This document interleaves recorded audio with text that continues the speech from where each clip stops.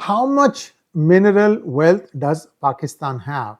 And is the Trump family and the Trump administration being given Kool-Aid to make them believe that Pakistan is sitting on a huge pile of reserves? And I'll ask a rhetorical question. Would it not be easier for the United States to deal with Balochistan as a country, which is where much of the known reserves are, rather than trying to deal with a failed state like Pakistan? I'll come to that and answer that at the very end. Now, let's take a look at an infographic that breaks it down. What exactly was it promised? Where is the promise? Where is the reality? And how much can realistically be expected out of Pakistan?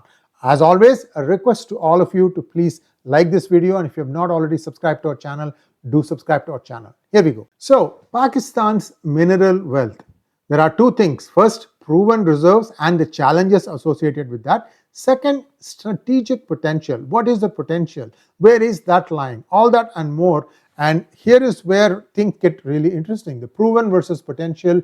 What is the proven stuff? Let's take a look at the proven giant. The proven giant is where people are saying that in Reko Diq alone, there are more than 5 million estimated tons of copper and tens of millions of ounces of gold.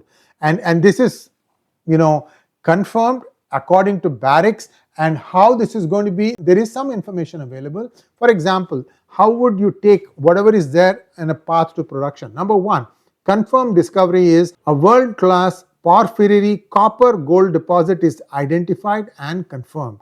Barrick Gold and the government of Pakistan partnered to develop the asset, and the production is expected to start in 2028.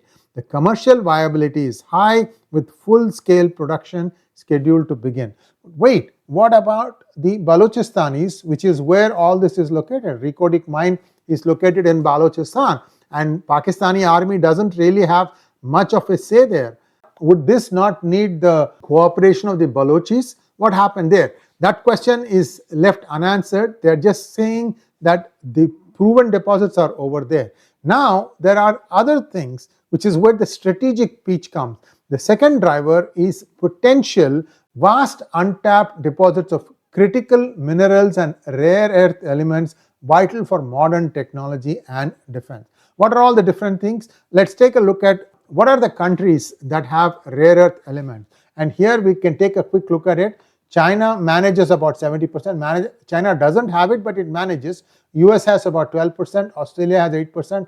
And others together is 10%. This includes Russia, which is supposed to have a fair amount of rare earth itself, especially now that it's occupying parts of Ukraine, which has the rare earth deposits. So between all these things, where is Pakistan's contribution? Well, that's a question that is, again, this is supposed to be potential. Nobody knows reality what it is.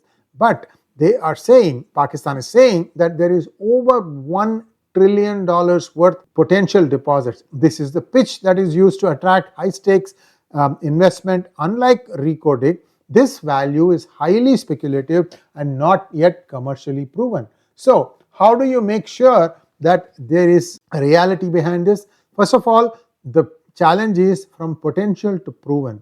Why do excavations come up empty? The challenge isn't the geology, it is the gap between finding a mineral and proving it's commercially viable to extract. So let's see, minerals are found in regions like 𝗥𝗘𝗙𝗥𝗘𝗦, that's one place in Pakistan. What happens is the current gap is it lacks detailed commercially proven data. Number three, infrastructure. Pakistan must build costly processing and refining plants. And number four, proven reserve, it becomes a commercially viable asset. So you need to do 2 and 3 first before you can say, okay, I have stuff that I can sell.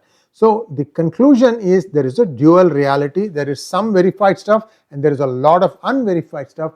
The verified stuff requires the consent of the Baloch people, which I don't think they are going to give, America or not. So this is where things stand. So I'm really not sure whether the Trump administration and the Trump's family itself is going to get any luck in getting anything out of Pakistan, yet they seem to think that everything is going to be hunky-dory. Let's wait and watch, but you know the reality now, a lot of hype, a little bit of reality.